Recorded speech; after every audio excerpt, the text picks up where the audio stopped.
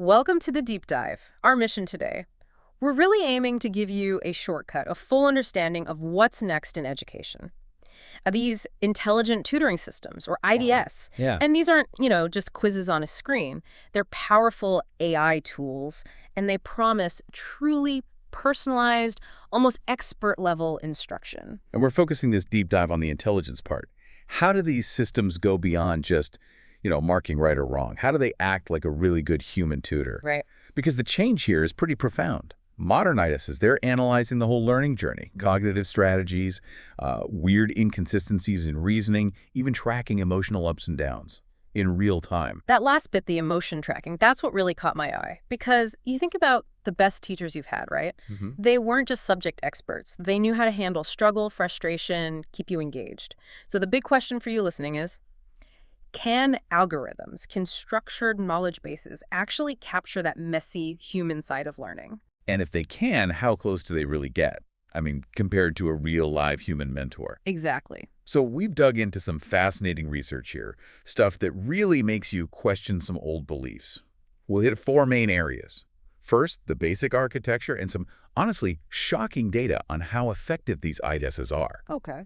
Second, how they model those tricky non-cognitive things like emotion swings, especially in high-stakes areas like medical training. Uh-huh. Third, how IDS actually try to optimize learning behaviors using something called complex systems theory. Sounds complicated, but it's really interesting. We'll break it down. And finally, how they deal with student inconsistency and map out mastery in core subjects like fractions and algebra. So yeah, let's dive in. Okay, let's start with the basics. Everyone listening has probably used some kind of educational software. So what's the clear line? What makes an IDES different from older computer-assisted instruction, CAI? Right, it's not just about better graphics or being faster. It's really about when and how deeply the system steps in. If you go way back to Carbonell's work in 1970, he made this key distinction. Okay. Older CAI was frame-oriented. Think rigid blocks of material, pre-scripted stuff. They mostly do what we now call outer loop behaviors. Outer loop. That's like, did you get the final answer right after the fact? Exactly. You finish the whole problem, hit submit, then you get feedback. It's reactive. But IDSs, they're information structure-oriented. They have this dynamic knowledge base, like a model of expertise. And they use complex tools to pull out the right info and have much more nuanced interactions. This allows for the really crucial inner loop behaviors. Ah, that's the key difference then. Inner loop. Getting help, hints, support while you're actually doing the problem. Yes, like someone looking over your shoulder saying, hang on, check step 2 again. Yeah. Before you go way off track. That makes sense. And this whole shift from reactive to proactive real-time help, it relies on these 4 classic features that researchers like Fletcher and Anderson identified. First, you need an explicit domain knowledge model. That's what the AI knows about the subject. Like the textbook, but smarter. Kind of, yeah, better organized. Second, a dynamic Studer model. This is the system's picture of you, the learner, what you know, what you don't know, your skill level right now. And it's always updating. With every click, basically. Pretty much. Third, the pedagogical module. This is like the tutor's brain. It looks at the student model, looks at the domain model, and decides what to do. Should it give a hint? Show an example. Ask a pointed question. So it's the strategy part, making it adaptive choices. It connects the dots, yeah. And fourth, you need a flexible user interface. You need a way to actually communicate those inner loop hints effectively, often graphically. Without that, the intelligence is kind of useless. Okay, so that structure leads us to how granular these interactions can get, because that really determines how deep the system can peer into your thinking process. Van Len laid out this spectrum in 2011, right? Yeah, he clarified 3 main types based on interaction granularity. On one end, the simplest is answer-based tutoring. That's the old CAI style, outer loop only, reactive. Right. Moving up, you get step-based tutoring. What does that look like? So here, you, the user, have to enter the steps you'd normally take. The interface tries to mimic how you'd actually work it out, maybe like showing your work in a math problem online, or those old systems that taught VCR programming. Oh, wow, really? VCRs? Yeah, some early studies use that. You'd enter one command at a time. The hints are usually short, just about the reasoning for that specific step. And the most fine-grained, the deepest level? That's sub-step-based tutoring. Here, you're not just entering procedural steps, but inputs that reflect your actual mental work, your inferences. Maybe filling in the blanks in a logical argument, or explaining why you chose a certain path. It forces you to make your thinking visible. Okay, this structure, this granularity, it all sounds very sophisticated. which brings us to the big question. Does it actually work? Because this is where, as you said, a major myth in education really gets busted, the whole Bloom 2.0 sigma problem. Ah, yes, the legend.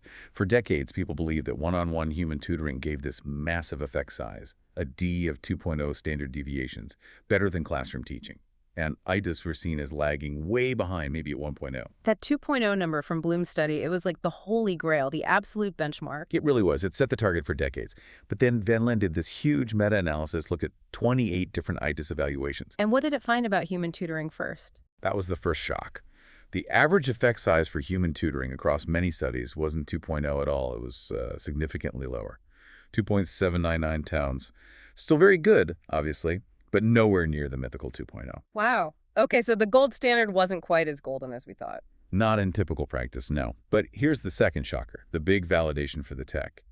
The average effect size for intelligent tutoring systems, specifically those step-based ones with lots of interaction, was $2.796. Wait, say that again. Human tutors average $2.799 and IS's average $2.706. That's right. That's basically the same. The difference is tiny. It means these top ISs are essentially matching the average impact of a human tutor. That's the core takeaway, yeah. Yeah. It strongly suggests there's this interaction plateau for highly interactive tutoring.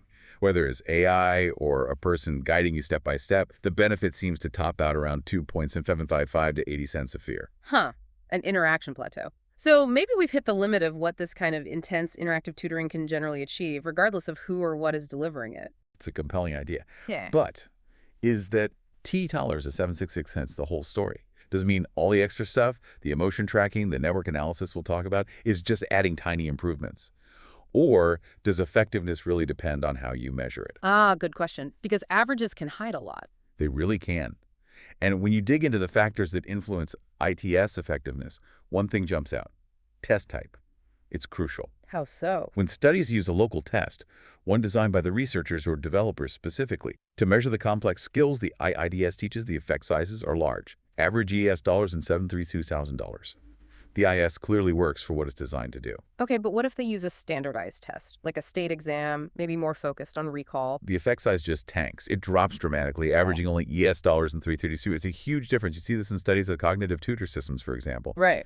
They got ES dollars and 76 cents on their own complex problem-solving tests, but basically nothing. ES dollars and 32 cents on standardized tests that focus more on, say, multiple choice recognition. So the ITS is successfully teaching the hard stuff, the complex thinking, but the standardized test isn't picking that up. It's measuring something different. It sounds like a measurement problem, not a teaching failure by the ITS. That's exactly how many researchers interpret it. It confirms ITests are really built for teaching deep understanding and process, not just cramming for standardized recall. And we see other factors too. Effects are a bit smaller in huge studies for younger kids. Which grades? K-12 averages ES dollars of 4,444 cents, whereas post-secondary students average ES dollars 7,555 cents. Interesting. And effects are also a bit smaller for foundational math compared to other subjects. It kind of suggests these systems work best when learners already have some level of self-direction. That point about self-direction is actually a great bridge to our next section. Because if ITests are matching human effectiveness and outcomes, what else are they capturing? Are they getting at that messy human element? Let's turn to medical training, super high stakes, right? Full of fear, stress, that emotional roller coaster. Yeah, this is really the cutting edge of ITS research, moving beyond just the cognitive steps into those non-cognitive factors. And one big focus is emotion variability. Basically, how much a student's emotional state fluctuates. Researchers are using systems like BioWorld to see how this variability impacts self-regulated learning during stressful clinical reasoning tasks. Okay, before we dive into the emotion part, let's just quickly define self-regulated learning, SRL. What's that cover? SRL is like a master skill for learning. It's about managing your own learning process, your behavior, your thinking, your metacognition, your motivation, and, importantly here, your emotions to reach your goals. And in the BioWorld system, they break down this clinical reasoning process into phases that relate to SRL. That's right. 3 main phases. First is forethought, reading the patient info, figuring out the main problem, setting goals, planning how you'll investigate. Then the heavy lifting. Exactly. The performance phase, actually doing the work, applying knowledge, forming hypotheses, using the system's belief meter, ordering lab tests, searching the online library, trying to crack the case. And finally, The self-reflection phase, evaluating your final diagnosis, justifying why you think it's right, summarizing the whole thing. It forces you to think about your thinking. Got it. So let's picture this bioworld system. What's it like, and what were the cases they used to crank up the pressure? BioWorld is this really sophisticated simulated clinic. Students get a patient profile, an evidence table to keep track of data, a way to manage their hypotheses, and importantly, they have to choose which lab tests to order. These cost virtual money or time. Okay. And to test difficulty. They needed a clear contrast, so they used two patient cases. The easy one was the Amy case, type 1 diabetes, pretty classic symptoms, easily confirmed with standard tests like blood sugar, designed to be straightforward. And the tough one. That was the Cynthia case, pheochromocytoma. It's a rare adrenal gland tumor. And critically, you can't diagnose it just from symptoms or basic tests. You need complex, specific tests like measuring certain things in urine and blood platelets. It forces really complex, adaptive reasoning, lots of uncertainty. Okay, now the big question. How do you actually measure something like emotional variability? How do you put a number on feeling flustered or confused? They borrowed a concept from information theory, actually. Right. Shannon entropy. It's typically used to measure uncertainty or complexity in communication signals. How does that apply to emotions? Well, imagine tracking a student's self-reported emotions: anger, anxiety, confusion, maybe relief at frequent points during the task. If they just report anxious the whole time, the entropy is low, near zero, no variation. Right. But if their reported emotions jump all over the place, confused, then hopeful, then frustrated, then anxious again, the sequence is complex, unpredictable. That gives you a high entropy value up to a max of about 2.58 in this setup. So higher entropy means more emotional fluctuation, more variability. That's a clever way to quantify it. So what did the entropy scores show when comparing the easy Amy case and the hard Cynthia case? Well, first, difficulty definitely mattered. Students showed significantly higher emotion variability, higher entropy when tackling the difficult Cynthia case. The stress of dealing with ambiguity and complex evidence clearly stirred things up emotionally. Did that high variability hit evenly across the forethought, performance, and self-reflection phases in the hard case? No, and this is really interesting. In the difficult Cynthia case, the highest emotional variability by far was during the performance phase, significantly higher than during the initial planning or the final reflection. That makes intuitive sense, right? That's when you're in the thick of it, running tests, maybe hitting dead ends, hypotheses failing. Why is that phase so emotionally volatile? The researchers think it's directly linked to the sheer amount of behavioral activity. During the performance phase, students are doing more things, ordering more tests, frantically searching the library, rechecking symptoms, juggling conflicting data. This constant cognitive and behavioral flux, having to adapt to unexpected results, seems to directly fuel the emotional ups and downs. High behavioral variability went hand in hand with high emotion variability. And the easy case? No difference in emotional variability between the phases. Just reinforces that the task difficulty was the key trigger for that internal turbulence. Okay, so we know the middle part of a tough task, the performance phase, is emotionally choppy. How do ICES go from just measuring that to actively helping manage it? Let's look at how they use these things called pedagogical agents, PAs, to support self-regulated learning. We've got meta-tutor as an example, teaching the circulatory system. Right, this is about the ITS playing a more active role. PAs are basically programmed helpers, often like little characters, that provide timely prompts and feedback to scaffold those SRL skills. The goal is for the student to eventually internalize them. And these prompts target specific strategies. Exactly. They target cognitive SRL strategies, things like rehearsing info, summarizing, taking notes, and metacognitive SRL strategies, planning your approach, monitoring how well you're doing, evaluating the material, judging your own understanding. So what happens when students get these PA prompts versus a control group who just have to figure out strategies on their own? The results were pretty clear. The group with the PA scaffolding them, they showed higher learning gains. And they also used most of the key cognitive and metacognitive strategies more frequently. Things like activating prior knowledge, summarizing, evaluating content, judging their learning. Most, but you said not all. There was one exception. Yeah, interestingly, the control group, the ones without the PA prompts, actually did more planning. The thinking there is maybe they were getting a bit lost or sidetracked, needing to constantly replan because the system wasn't guiding them as directly. But for the core learning actions, the PAs definitely boosted frequency. Okay, but here's where it gets tricky. Researchers looked at the sequence of strategies using Markov chains. Like, Do students go from planning to monitoring to summarizing in a different order with the PAs? And surprisingly, Surprisingly, no. The PAs didn't significantly change the overall sequence of how strategies were deployed over time. that seems like a paradox, right? If PAs improve learning and make students use strategies more often, why don't they change the basic flow? Exactly. It suggested that just looking at strategy A, then strategy B, wasn't capturing the real difference. Maybe you could follow a good sequence, but do it really repetitively and inefficiently, right? Ah, like getting stuck in a loop. Precisely. And this led them to look through a different lens, complex systems theory. Okay, deep breath. Complex systems theory. How does that apply to someone learning about, say, the circulatory system? What's it trying to measure? Instead of just the sequence, it looks at the dynamics of behavior over time. The core idea is that effective learning, functional SRL, needs a kind of functional balance. It shouldn't be totally random, but crucially, it shouldn't be too rigid or repetitive either. You want a mix of novel patterns, doing something new or different, and repetitive patterns. And too much repetition is bad, like spinning your wheels. Exactly. Highly repetitive behavior is seen as dysfunctional. You're stuck, not adapting, not introducing new approaches. To measure this, they use something called auto-recurrence quantification analysis, or RQA. Okay, RRQA. Let's break down the key metrics there, recurrence and linearity. What do they mean in practice? Imagine you're stuck studying. You reread the same paragraph, highlight the same sentence again, check the same website. Recurrence measures how often that specific pattern of actions repeats. Linearity measures how long you stay stuck in that loop before you break out and try something different. High recurrence, high linearity means you're basically trapped. Okay. So what did RQA show about the students who had the PA prompts? This was the key finding.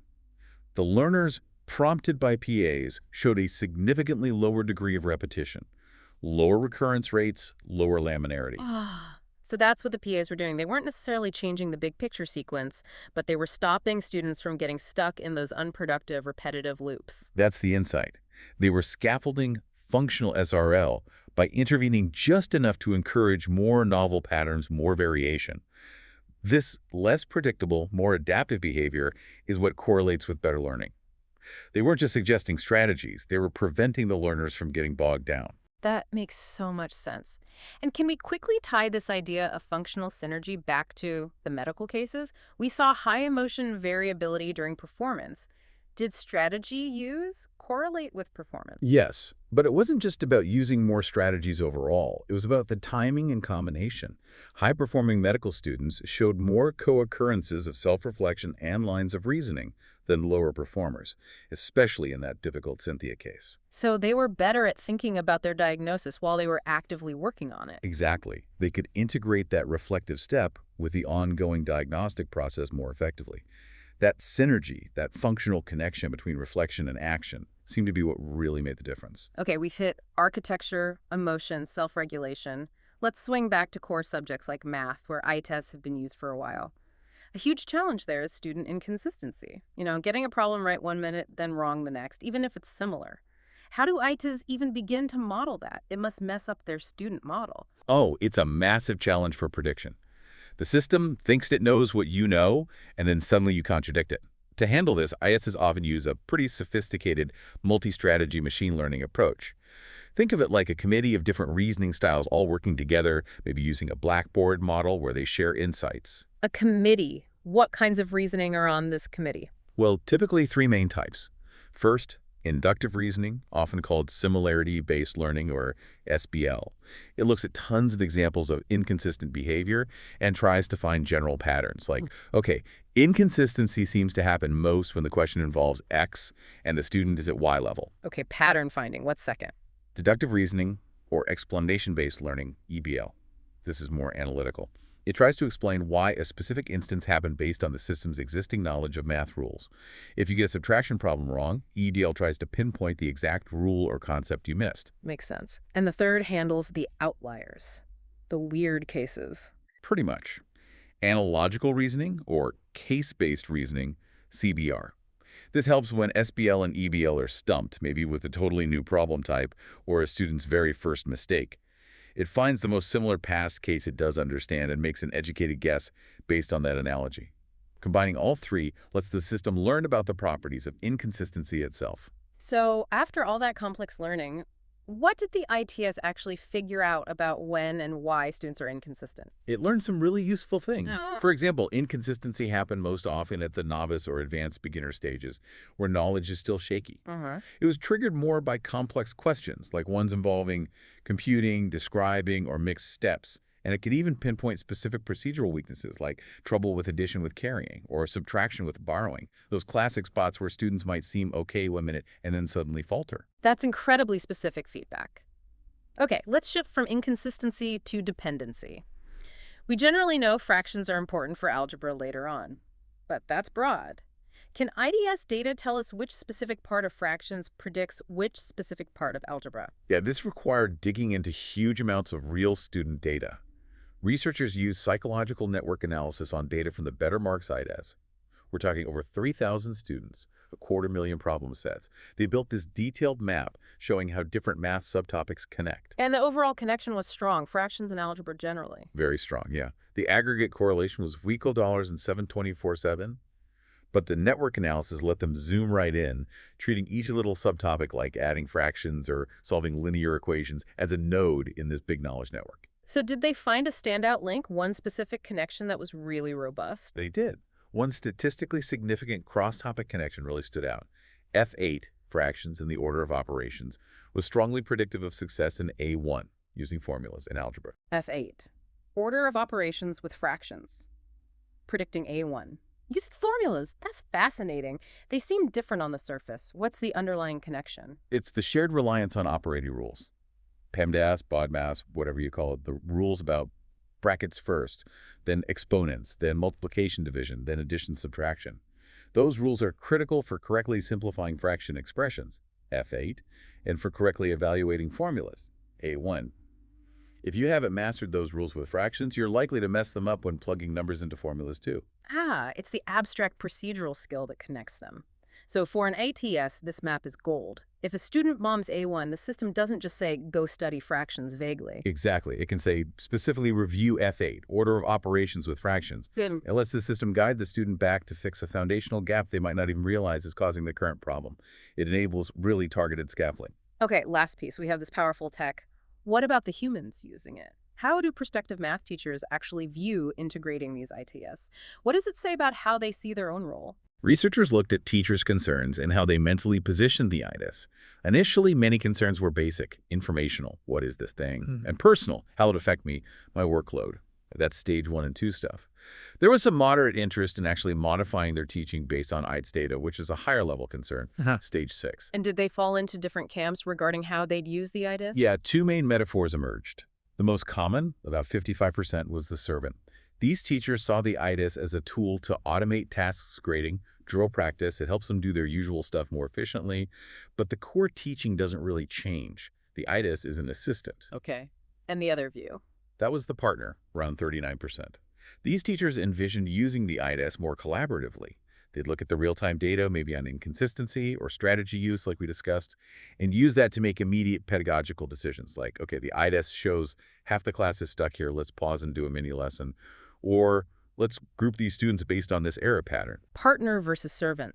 Did this positioning correlate with the teacher's confidence or knowledge? Definitely. The teachers who saw the ITS as a partner were also the ones expressing more interest in modifying their instruction, that stage 6 concern. And crucially, they also reported higher levels of overall TPAC, their combined technological, pedagogical, and content knowledge. So the teachers who felt more skilled overall were more likely to see the AI as a collaborator, not just a tool. Exactly. It suggests that embracing the ITS as a partner requires, or perhaps builds, confidence in blending technology with deep teaching knowledge to really adapt instruction on the fly. #outro. Wow. Okay, this deep dive into intelligent tutoring systems has really covered some ground. We kicked off asking if AI could truly match a human tutor, and I think 2 big takeaways stand out for you, the listener. Yeah, the first is just how effective these systems actually are, based on the evidence. That interaction plateau idea is powerful. These step-based IDTESs, with their complex architecture, are getting learning gains, practically identical to average human tutoring, 2 out of 709. That level of interactive instruction is genuinely achievable with AI now. And the second takeaway for me is just how human the data points are that they're modeling. It's gone way beyond just checking answers. We're seeing them map these deep, subtle connections in knowledge, like the fraction order of operations linking to algebra formulas, allowing for incredibly precise help. Mm. And maybe most profoundly, they're quantifying internal states, like emotional variability, pinpointing that moment of peak chaos during difficult tasks. And that insight allows IDESTs to do more than just automate. Using tools like that recurrence analysis, they're not just suggesting strategies, they're actively working to prevent students from getting stuck in those unproductive loops. They're optimizing the learning process itself, informed by cognitive and even emotional states. Which brings us right back to that high-stakes medical scenario, but really it applies anywhere complex. We know emotion variability spikes during the hard part, the performance phase, and we know top performers somehow connect reflection to their reasoning during that phase. So here's the final thought for you to chew on. If you're wrestling with something complex, learning a tough new skill, what specific conscious action could you take right in the middle of that stressful high-entropy performance phase Yeah. to deliberately interrupt a potential repetitive loop and turn that emotional turbulence into more productive, adaptive thinking? What novel step could you force yourself to try? Something to definitely think about. How do you inject functional novelty when you feel stuck? Keep pondering that until you join us for our next deep dive.